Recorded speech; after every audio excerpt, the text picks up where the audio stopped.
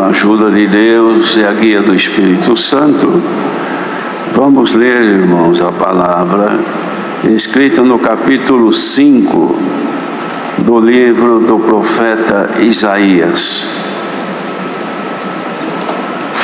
Isaías capítulo 5.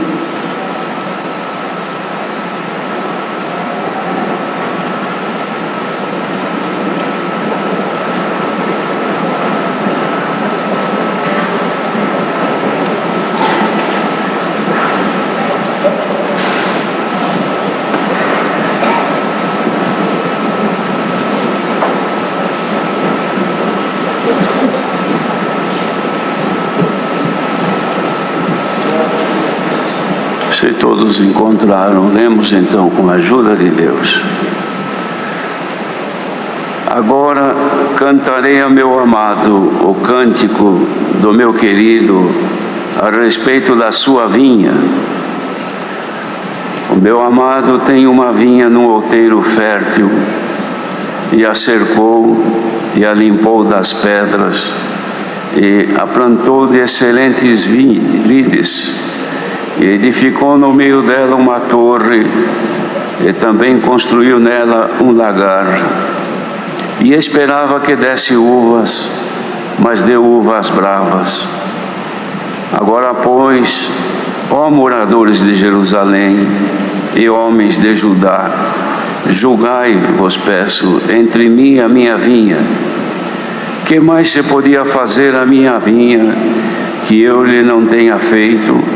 E como, esperando eu que desse uvas, veio a produzir uvas bravas?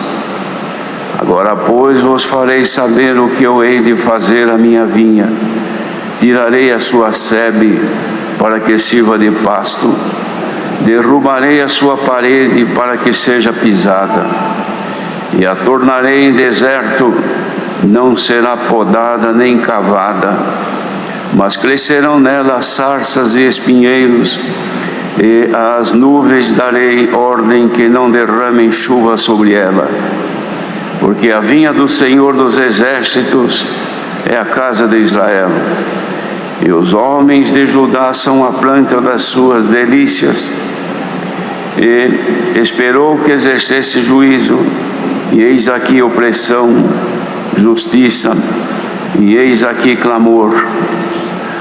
Ai dos que ajuntam casa a casa, reúnem herdade a herdade, até que não haja mais lugar e fiquem como únicos moradores no meio da terra. A meus ouvidos, disse o Senhor dos Exércitos, em verdade que muitas casas ficarão desertas, e até as grandes e excelentes sem moradores. E 10 geiras de vinha não darão mais do que um bato, e um homer de semente não dará mais do que um efa. Ai dos que se levantam pela manhã e seguem a bebedice, e se demoram até a noite, até que o vinho os esquenta. E harpas e alaúdes, tamboris, epífanos, e vinho há nos seus banquetes, e não olham para a obra do Senhor, nem consideram as obras das suas mãos. Portanto, o meu povo será levado cativo por falta de entendimento, e os seus nobres terão fome, e a sua multidão se secará de sede. Por isso a sepultura aumentou o seu apetite, e abriu a sua boca desmesuradamente, e a glória deles, e a sua multidão, e a sua pompa, e os que entre eles folgavam, a ela descerão. Então o plebeu se abaterá, e o nobre se humilhará. Os olhos dos altivos se humilharão, mas o Senhor dos Exércitos será exaltado em juízo, e Deus, o Santo, será santificado em justiça. Então os cordeiros se passearão como em pastios seus, e os lugares pisados pelos gordos servirão de alimento a forasteiros. Ai dos que puxam pela iniquidade com cordas de vaidade, e pelo pecado como se fosse com cordas de carros. e dizem: avie-se e acabe a sua obra, para que a vejamos, e aproxime-se e venha conselho do Santo de Israel, para que o conheçamos. Ai dos que ao mal chamam bem, e ao bem mal, que fazem da escuridade luz, e da luz escuridade, e fazem do amargo doce, e do doce amargo. Ai dos que são sábios a seus próprios olhos, e prudentes diante de si mesmos. Ai dos que são poderosos para beber vinho, e homens forçosos para misturar bebida forte. Dos que justificam o ímpio por presentes, e ao justo negam justiça. Pelo que, como a língua de fogo consome a estopa, e a palha se desfaz pela chama, assim será a sua raiz como podridão, e a sua flor se esvairá, será como pó, porquanto rejeitaram a lei do Senhor dos Exércitos, e desprezaram a palavra do Santo de Israel. Pelo que se acendeu a ira do Senhor contra o seu povo, e estendeu a sua mão contra ele e o feriu, e as montanhas tremeram, e os seus cadáveres eram como monturo no meio das ruas. Contudo, isto não tornou atrás a sua ira, mas ainda está alçada a sua mão. E ele arvorará o estandarte ante as nações de longe, ele as assobiará desde a extremidade da terra, e eis que virão apressadamente. Não haverá entre eles cansado, nem claudicante, ninguém tosquenejará, nem dormirá, não se lhe desatará o cinto dos seus lombos, nem se lhe quebrará a correia dos seus sapatos. As suas flechas serão agudas e todos os seus arcos retesados. As unhas dos seus cavalos dir-se-iam de pederneira, e as rodas dos seus carros um redemoinho. O seu rugido será como o do leão, rugirão como filhos de leão. Sim, rugirão e arrebatarão a presa, e a levarão, e não haverá quem a livre. E bramarão contra eles naquele dia, como o bramido do mar. E se alguém olhar para a terra, eis que só verá trevas e ânsia, e a luz se escurecerá em suas assolações. Amém.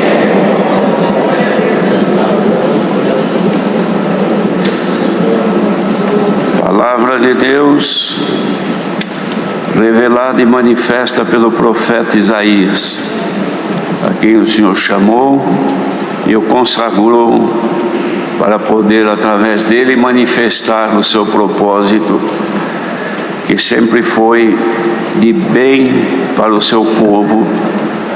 O intento de Deus foi sempre ter um povo fiel, mas abençoado por ele, que pudesse viver sob os auspícios de todos os beneméritos de Deus a favor do ser humano.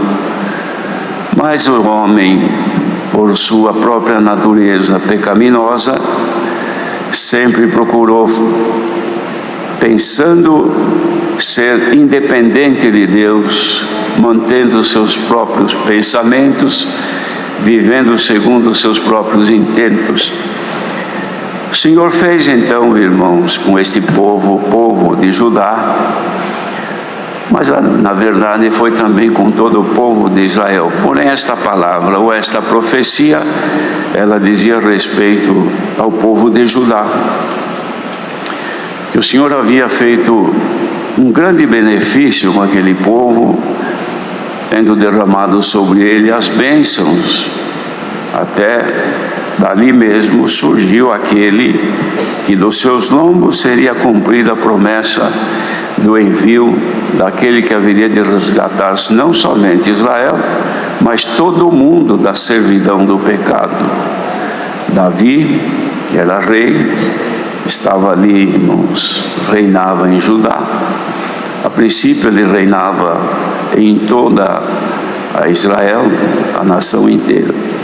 Mas de fato, irmãos, ele estava em Judá, reinando sobre todo o povo de Deus. Mas ali então o Senhor manda esta mensagem, que podemos dizer, irmãos, era uma lamentação.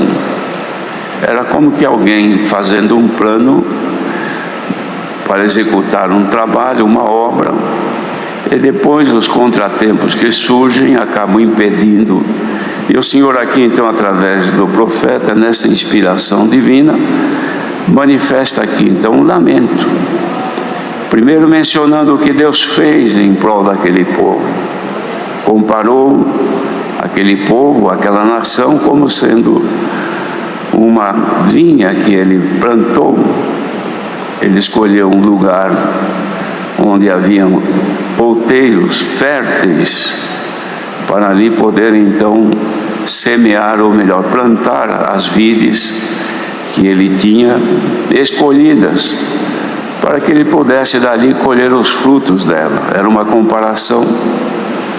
Então, ele dizia que o seu amado, aqui Isaías dizia, o seu amado, ele canta este cântico, referindo-se a Deus, que era o seu querido, falando a respeito da vinha, o povo,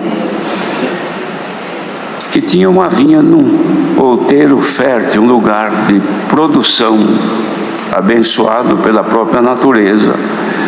Então o que ele fez? Cercou, limpou das pedras que tinham ali, que impediam, irmãos, que pudesse usá-la integralmente, limpou e plantou então de excelentes vides, escolheu as melhores que tinha e plantou nesse lugar. Edificou no meio dela uma torre para que fosse vigiada.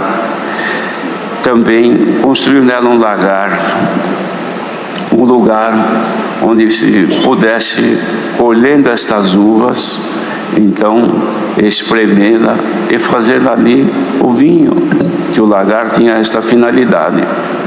E ficou esperando então que desse uvas. Mas quando ele foi colher, ele encontrou uvas bravas, que não prestavam para ser comidas, e tampouco para se fazer alguma coisa com ela. Então o Senhor faz aqui esse lamento. Agora, ó moradores de Jerusalém, homens de Judá, julgai, eu peço a vocês, entre mim e esta vinha que eu plantei, que mais se podia fazer a minha vinha, que eu lhe não tenha feito? E como? Esperando eu que desse uvas, veio a produzir uvas bravas. Então, irmãos, foi uma decepção para o Senhor. Como é que pode isso? Plantei no melhor lugar, escolhi a melhor terra, nos outeiros, tirei as pedras, limpei, fiz uma sebe, uma cerca, construí uma torre para que houvesse vigia, a fim de não ser invadido. E agora produziram, mas quando eu colho não era o que eu esperava. Eu colho coisas que fazem mal e não bem.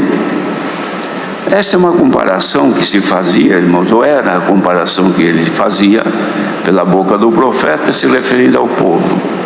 Que o Senhor escolheu o povo, colocou numa terra que era prometida a Abraão, colocou tudo o que o povo precisava, concedendo-lhe sempre vitória nas lutas, nas adversidades. Não faltou a bênção de Deus. Eles haviam provado o que era sofrer no lugar cuja terra não servia para nada, era um deserto. 40 anos de sofrimento, mas mais de 400 anos de sofrimento em escravidão no Egito, ainda que a terra era boa, mas eles eram escravos. Agora então o Senhor tira eles da escravidão e vem trazendo então para herdar a terra que ele havia prometido a Abraão. Coloca-os nessa terra, abençoa-os, mas quando vai colher o louvor esperado deles, não foi. Então foi, irmãos, um insucesso.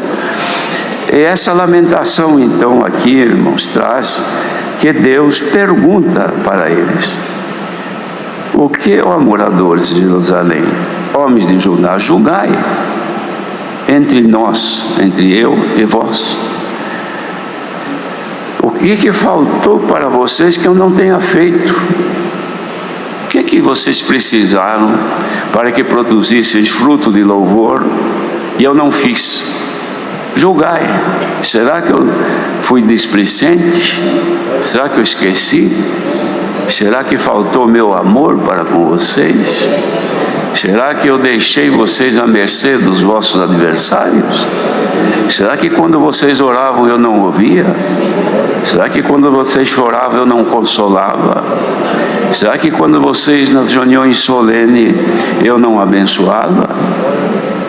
Lembrava também o Senhor, até podemos dizer, quando Salomão consagrou o templo a Deus, que foi o dia da abertura ou inauguração daquele templo, onde o povo ali se reuniu, e Salomão, que era o rei nessa época, orando, a glória de Deus encheu aquele templo como se fosse uma fumaça que encheu tudo, e a glória de Deus foi jamais manifesta com uma intensidade tal. Tudo isso o Senhor fez, mas agora espera os frutos e não acontece. Bendito seja o Senhor, que como consequência então ele resolve a desfazer tudo isto, desmanchou tudo. Onde havia a sebe, a cerca, ele abriu os valados para conservar a umidade, também se desfez, e os animais entraram, destruíram, e acabou tudo em nada. E o Senhor então resolve aqui manifestar, irmãos, a sua ira, para mostrar que Ele ainda era Deus daquele povo. Apesar de que, mostrando pela bondade, misericórdia, amor e plano de salvação com eles, não havia obtido resultado, agora Ele mostra o outro lado, que era o lado da vingança de Deus contra os ímpios e pecadores. Mas havia, irmãos, um plano de Deus para fazer esta vinha outra vez, mas desta vez não mais da maneira que foi feita, mas fazê-la de uma forma diferente, que seria o envio do seu Santo Filho, como promessa desde o princípio do mundo. Já se esperava que um Redentor haveria de aparecer, mas chegou então o tempo da vinda dele, nosso Senhor Jesus Cristo, e começa outra vez, irmãos, agora não é uma vinha, porque a vinha é composta de várias plantas para produzirem, agora era na representação de um pá só, uma videira, um só pé, Jesus Cristo, o Filho de Deus. E ele, falando, irmão, João registrou este acontecimento, que ele, num dos discursos que ele dizia, Jesus, muitos séculos para cá, depois de todo esse acontecimento, Jesus aparece e diz assim: eu sou a videira verdadeira, e meu Pai é o lavrador. Glória ao nome do Senhor. Aquelas, irmãos, produziram uvas bravas, mas esta videira verdadeira, Jesus Cristo, ele diz assim: toda vara em mim que der fruto, ela vai ser limpa para que dê mais fruto ainda. Bendito seja Deus.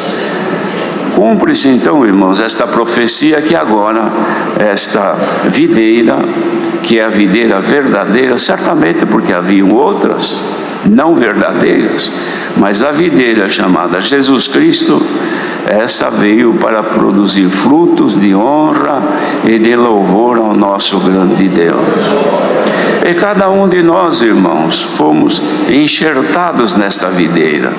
E agora nós estamos aqui também para produzir não uvas bravas, mas uvas que agradem ao Senhor. A figura desta uva é a nossa vida, o nosso viver, a nossa forma de nos conduzir, irmãos, amando a Deus sobre todas as coisas, honrando ao Senhor em todos os nossos sentimentos, em toda a nossa vida, pelos caminhos da nossa vida, onde nós andar, todos deverão perceber que nós somos frutos da verdadeira videira, Jesus Cristo, o Filho de Deus. Então, na profecia de Isaías, Deus perguntava assim: o que faltou para vocês que eu não tinha feito? Será que algum dia vocês clamaram e eu não ouvi? Será que algum dia, Israel, vocês pediram, vocês choraram e eu não atendi? O que faltou para que vocês produzissem esta coisa que não me agrada? Pois o que vocês precisaram eu atendi. Hoje em Jesus Cristo, o Senhor Jesus disse assim: tudo o que pedires em meu nome, o Pai vos concederá. Então podemos dizer, irmãos, que ligados agora nesta videira verdadeira, Jesus Cristo, tudo o que precisamos, nosso Deus nos concederá, para que possamos produzir frutos de louvor ao seu santo nome. O fruto de louvor ao santo nome do Senhor, como já disse, consiste no nosso viver. Não é só dar glória a Deus com a nossa boca, que isto é um louvor a Deus, manifestar em nossa boca palavras agradáveis, exaltando e enaltecendo o Senhor. Isto é um louvor, é um fruto, mas o nosso viver também é.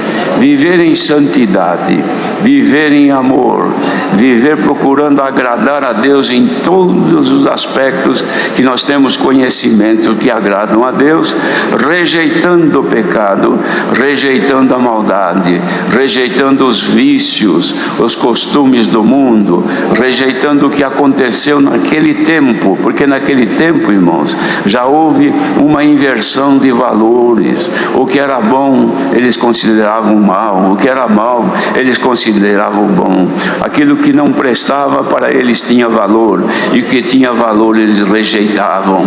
Glória ao nome do Senhor. Vivemos isto hoje no mundo que nós estamos, irmãos. Na presente era que vivemos, os irmãos, vejam a inversão de valores. Aquilo que era bom, que sempre foi bom e agradável a Deus, hoje o mundo procura reverter isto como sendo uma coisa desprezível. Em seu lugar, aquilo que desonra a Deus, aquilo que desfaz a Deus, aquilo que ofende a Deus. Em todos os aspectos, os irmãos podem ver que a sociedade neste mundo busca reverter para desagradar a Deus e agradar o opositor de Deus, que sempre foi, por cuja razão ele foi lançado a este mundo, perdendo a glória que possuía. Ele vivia entre as pedras afogueadas, era um querubim ungido, era um aferidor de medidas, irmãos, no reino de Deus. Ele foi achado em iniquidade, foi lançado aqui, tornou-se o único, exclusivo inimigo de Deus. Então ele vai sempre fazer força para destruir a verdadeira vinha, ou seja, Jesus Cristo, a sua obra redentora, desde a hora que nasceu.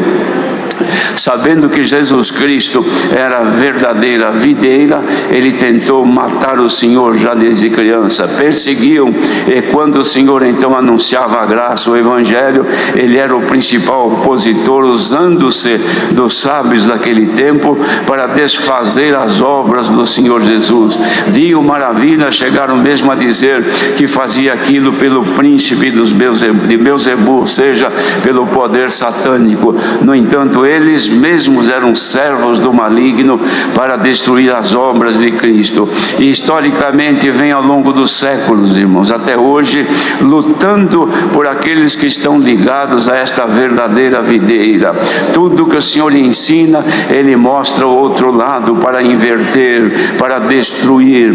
Mas Deus sempre vem dando a graça de que os que estão ligados na verdadeira videira e são fiéis, ainda que aparecem os males desta desta peregrinação não consegue impedir que de nós saia frutos para a honra e louvor do nome de Deus. Isto vai continuar até a volta do Senhor Jesus. Ainda está previsto, irmãos, nas profecias, que isto vai se acirrar, vai aumentar, vai crescer. A força maligna, o domínio das trevas vai crescer. O anticristo já está no mundo. O poder das trevas se avoluma a cada dia. O povo de Deus precisa ser revestido de poder, porque nós estamos ligados à verdadeira videira. Não podemos ceder ao pecado, nem concordar com o mal. Enquanto as pressões existem somente psicológicas ou somente ameaças, nós estamos de certa forma tranquilos, como se vê nesta manhã. O povo aqui reunido, nada nos incomoda, nada nos impede, mas os dias vão piorar, irmãos, porque a palavra vai se cumprir. Bendito seja o Senhor. O início, irmãos, do sofrimento das nações já está na terra. Os irmãos, vejam que as nações cambaleiam como um ébrio, difícil de se organizarem. O mundo caminha para a autodestruição, guerras, rumores de guerras, terremotos, pestes, fome, e assim o mundo vai crescendo. E este punhado que está aqui, ligado à verdadeira videira chamada Jesus Cristo, vai caminhando ainda com relativa facilidade. Os dias vão piorar, mas agora o Senhor pergunta para nós: o que é que falta ao meu povo que eu não tenha feito? O que é que o meu povo precisa para se consagrar? O que é que nós necessitamos para que produzamos mais frutos de louvor a Deus? Esta é a proposta da palavra nesta manhã. Somos homens e mulheres de Deus, unidas por Jesus Cristo, chamados para produzir fruto de louvor.